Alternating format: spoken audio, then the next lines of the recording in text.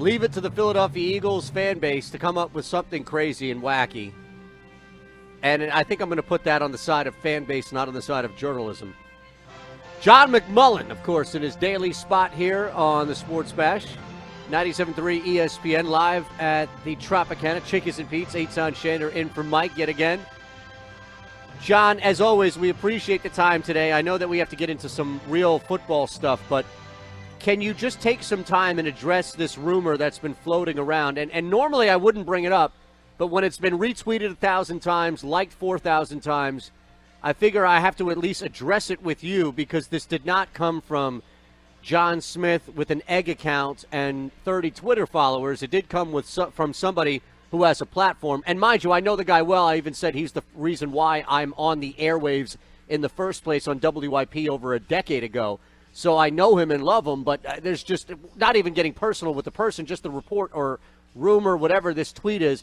I can't think for the life of me, John, that the Eagles would ever put themselves in a position where they would withhold medical information from anybody, let alone Carson Wentz. No, it's as absurd as it gets, and that's what I was kind of saying on Twitter. I wish it happened yesterday because I think Stanley Kubrick directing the moon landing is more likely than that report. I would say that. Yeah, I mean, and I hesitate, but I reached out to the team, and there's a fail-safe in any instance where any player gets whether it's a CT scan, whether it's an MRI, it immediately goes to their private doctor as well for a second opinion. So just from that nature, it's impossible to happen the way it was described.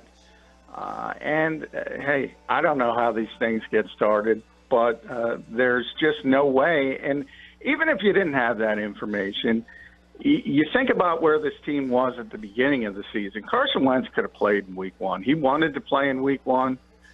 He thought he was ready to go. This team held him back out of an abundance of caution. And then think about moving forward, and he's got a fracture in his back, and you're saying, oh, we're not going to tell him because the most important game is coming up of the season. It just doesn't make any sense from a common sense standpoint to not even understand how these things go, and the fact that, as I said, any medical test is automatically forward to a player's private doctor as well. The report that came out from Adam Schefter earlier today pretty much confirmed what we all believed, right? Which is, A, Carson Wentz is out, and B, won't return. And the reason why I say won't return, and I know that you, as far as you being one of the people up there day to day, the team's not going to say, hey, yeah, Carson's out for the season. But the one thing that got me on Schefter's tweet, John, was the last sentence about still determining if coming back this season could do more damage to his back. And I'm thinking, well, what scenario would play out where it's not doing more damage for his back if he were to come back and play a game against the Skins, let's say? Well, there is a scenario, and that's if it's a transverse process fracture, which it very well might be, and we still have to get information. That you can Google that. Dozens of players have played through that because that's an injury where you can play. It's a very painful injury, but you can play, and doctors say it does not risk any further injury. Jay Ajayi did it earlier this year on the Eagles. And as I said, many players in the NFL have basically sat out a week and then played with that injury. And some have even not sat out a week. So it depends on what the fracture is. But, yeah, there's a potential. If it's a transverse process fracture, he's going to be back. There's no question about it. If it's they lose to the Rams and they're going to bring him back this year, that's malpractice. Well, I'll tell you why it's not. Because they lose to the Rams, and I expect them to lose to the Rams, they're probably still going to be in it. In fact, not probably, still definitely. Now, what are we talking, though? Single-digit percentage? No, we're not talking single-digit percentage, depending on if Minnesota loses, Carolina loses. Now, people expect Carolina to lose. I don't know if people expect Minnesota to lose to Miami at home, but with all the upheaval, 7-point favorite, I think. Yeah, but remember all the upheaval there, firing John DeFilippo. They're going with an offensive coordinator who's never called plays before. They're a disaster. I expect Miami to win that football game. If those two things happen and the Eagles lose as well, forget if they win. I mean, then there's no doubt they're in it. But if those two teams lose, hey, if they win the final two games, they're probably going to make the playoffs. Well, they still don't control their own destiny if they win out, correct? No, but here's the thing, and I think people, for some reason, people forget Carson's a very young quarterback, third year, obviously got injured December 10th last year, didn't play in the playoffs. He's never played a playoff game. I don't care if you're the 6th seed, if you're a 2-touchdown underdog, that's valuable for a young quarterback to get that experience in that environment. So, again, this is all depending on what the actual injury is, if it's a transverse process fracture. And judging by the way Carson looked on the field today, that's what I think it is. He was moving around pretty well. He was moving around pretty well, jogging from field to field, joking around. Again, if it's something more serious, that changes the discussion. Okay, well, how many of these? That's a fairly common injury in the NFL. And Josh probably, if he's there, probably remembers it with many players and many quarterbacks specifically. And they generally sit out a week and play. John McMullen joining us, the Sports Bash 97.3 ESPN, Eytan Shander in for Mike Gill.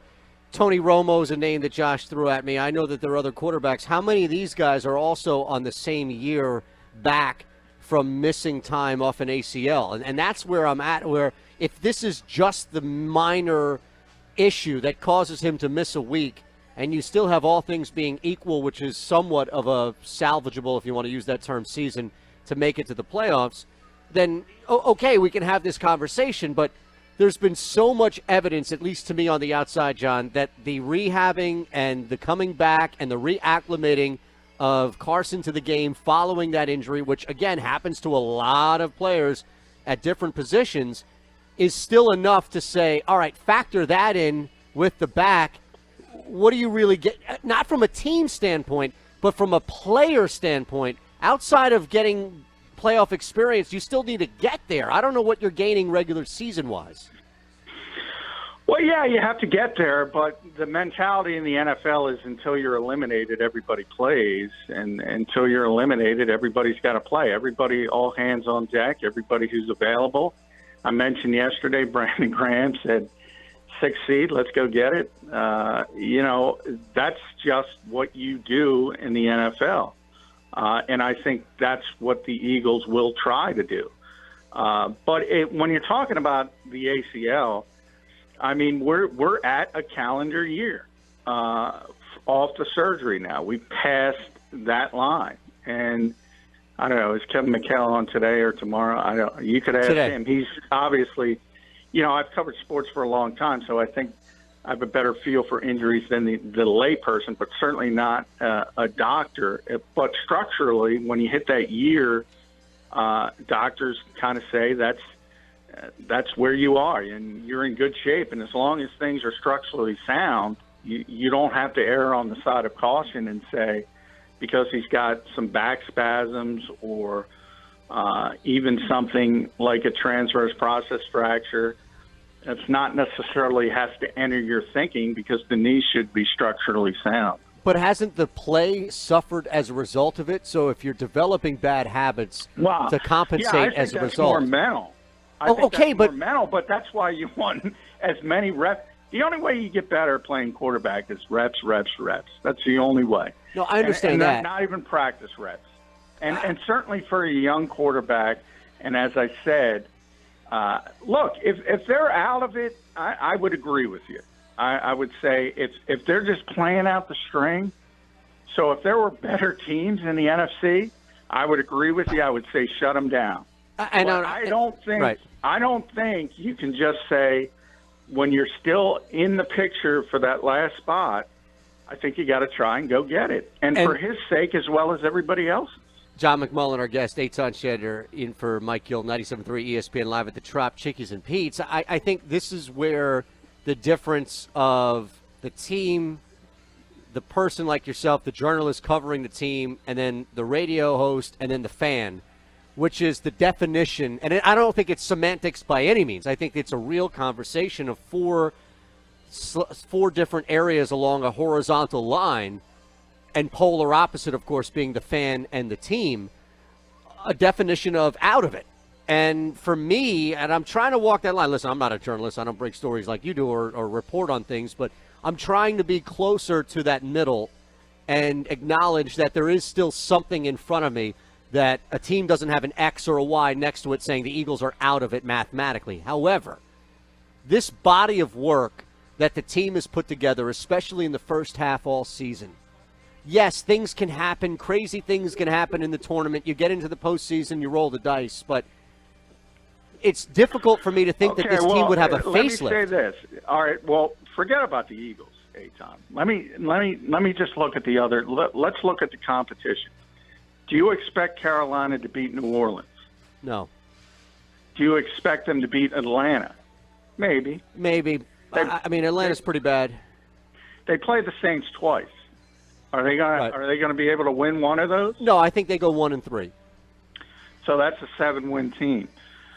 Minnesota, we just talked about all their issues. They play Miami at home, who's playing well. Yeah, we disagree on that. I think they beat Miami, but you laid out a great reason. It's possible. Right. I was going to say you laid out a great reason why they would lose, but.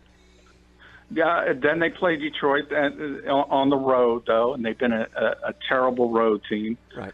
Then they play Chicago Week 17. You have to factor in the Bears. The Bears might not play anyone because they might have things wrapped up, so that might trend in a negative direction. But the point is, it's no guarantee they're getting 8 wins. They could be a 7-win team as well. And if 8 wins is all it's going to take, the Eagles can lose to the Rams, beat the Texans at home, beat the Redskins, who are a terrible team on their third-string quarterback. It's not crazy now, right? Yeah, it's not crazy. It is not even remotely crazy. Beating the Texans at home sounds a little crazy. I know that the 9-game win streak was snapped last week, but I don't expect them to lose to the Jets, even though that's in New York. The Texans are a pretty good team, traveling as well. They're a better team. They're a better team, but it is a home game. Let me ask you a hypothetical. This would be an interesting one for you. And we've got some other non-sports stuff, trust me. I made sure of it. The Eagles lose 2 straight. Carson Wentz is cleared to come back. Do you give him I don't play him. Okay. If they lose to the Texans, then I don't play him. Eagles lose to the Rams. The Panthers lose, but the Vikings win. Do you play Carson against the Texans?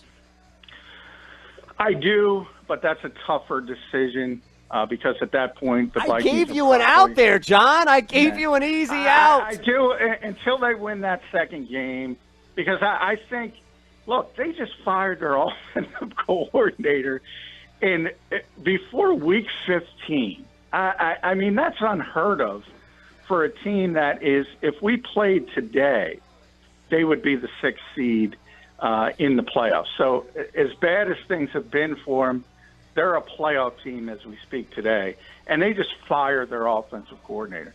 To call them a dumpster fire is being kind. I don't think they're going to win another game, to be honest. I think people have stopped listening to Mike Zimmer. That's what I was going to ask you. I think the team has checked out, and I don't think there's any way they're beating Miami. I'll go on record. Oh, man, you're putting it down for the record right here? No way. A 7-point spread. Is it still 7, Josh? Something like it was 6.5, 7. Come down since if there's I don't any think so. Smart betting, it had to have come down. Now Sharps might have been on it. Ryan Tannehill's dealing with an injury, so maybe that affects it. Maybe people think he's not going to be healthy, but he was at practice. I think he's going to play. You know, with Brock Osweiler, that would certainly change my thinking. that team has checked out on the head coach. You see it all the time, Eytan. And when that happens, it gets ugly. Was he just not listening to Zimmer right there on the field? Hey, you got to run the football. He's no, man, we're not doing it. No, I mean, if you saw the Seattle game, they had a 4th and 1, the most important game, the most important play of the year for them. 4th and goal at the 1-yard line. They get in, they take the lead. Who knows what happens from there? They ran 22 personnel. A lead play to Latavius Murray, who's a 230-pound back, who's been tremendous in his career in short yardage. And they didn't get an inch because they had the worst interior offensive line in football. So DiFilippo did exactly what Mike Zimmer wanted him to do. It failed because the personnel is awful, and he got fired for it. Wow. It's amazing what has happened there with that team and the expectations of it. I asked Josh ahead of time. He said no. He said there's no way in hell John McMullen is going to come on this radio show and nail this trivia question. He's so anti your hopes of doing it. He convinced me. I thought this would be a perfect question for you. Now, Ryan Rothstein is our favorite in-house. But I thought you, as far as all the people that come on here, all the contributors to 97.3, that you would be the guy to lock in. All right, you're going to get this. It's a very simple question, okay? Nah, this is more pressure than anything involving playing Carson Wentz. Well, it's just because of the build-up. That's all. I gave you one of those big build-ups. All right, shoot it. Josh says I'm going to fail. So yeah. Who is the most Googled? What I do at this point. Who is the most Googled athlete? And your hint is that he plays in the Big Four. So one of the Big Four sports. Wow. Okay, who is the most? That helps because I'll tell you right off. It's not Danica Patrick or Tiger Woods. Well, I was going to say it was a soccer player if it's worldwide. No, all right, you got a couple of hints. All right, it's he plays in one of the Big Four, and it's not LeBron James. Well, that would be my next guess, so that helps. So my first 2 guesses would have been wrong, so Josh could be healthy. All right, I'll tell you, you have to think about these things. I want you to millionaire this answer. Like, take a couple of seconds. I'm going to millionaire it. Good. It's got to be a casual audience. So that's why I would have won LeBron James, because it's got to be a lot of women searching. Getting warmer. We're Philly-centric. No. This is across the country. This is not. No, but I'm assuming you went that way. No, because we're Philly-centric. No, this is the most Googled athlete. Well, I'll tell you what I'm going to do. I was going to go. I'm not, but I'm millionaire in it. But you just turned me away from it. Because of Kendall Jenner, I was going to go Ben Simmons. But Khloe Kardashian, I'm going to go Tristan Thompson. You cheated. You looked this up. You were listening, and you looked this up. Listen to the show. All right, what's that movie? What's that movie that they had at it? Slumdog Millionaire. All right, somebody get John McMullen up on a spit and torture him into figuring out how he found out that answer. I did not. I was going to say Ronaldo because I thought it would have been worldwide, and you turned me away from that. I was going to say LeBron James because he's obviously the most famous athlete in the world. You turned me away from that. I was going to say Ben Simmons because we're Philadelphia-based because of Kendall Jenner. Well, I just didn't want you to think. Next?